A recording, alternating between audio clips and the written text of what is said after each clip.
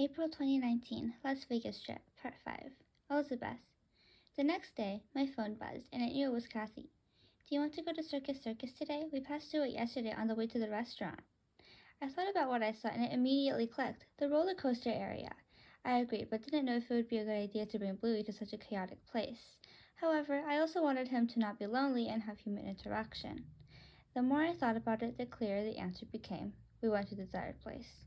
Ah, look, Petunia! Some girl screamed to her friend. Whoosh, whoosh. It was overly loud for Bluey, as I could guess, so my mom offered to take him back to the hotel. Kathy and I met up, and we decided to go on the hot air balloon ride first that operated like a merry-go-round. It was a little boring, but a woman showed up with her child. Hi, girls. Hi, we both replied. Which hotel do you two live at? I live at the Luxor, I said it truthfully, and Kathy lived at the MGM Grand. To my surprise, she lived at the Luxor as well, even though we hadn't met until then. The conversation went on forever, passing time, but we laughed and talked about our interests.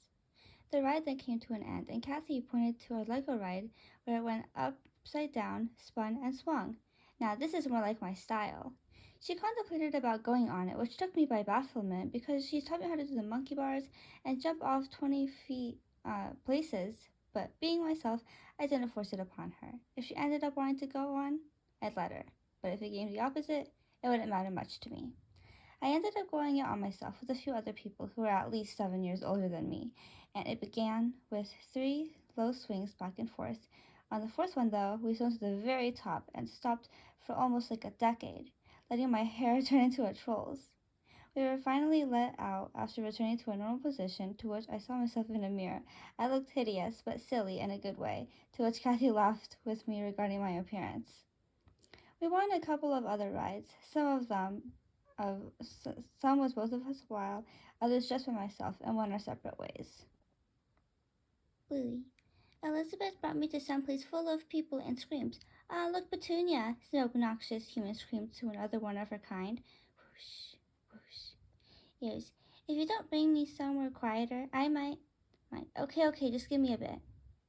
I tightened my body as much as I could to persuade Elizabeth or her mom that I should be in the hotel. It went exactly as planned, and I was with Bubbles once again. Bubbles, do you know how gorgeous you are? I looked at the analog clock that was across the room to see Elizabeth and her family were already gone for 6 hours. Just then, I regretted wishing to be in the hotel the day before. I really should have been careful what I wished for.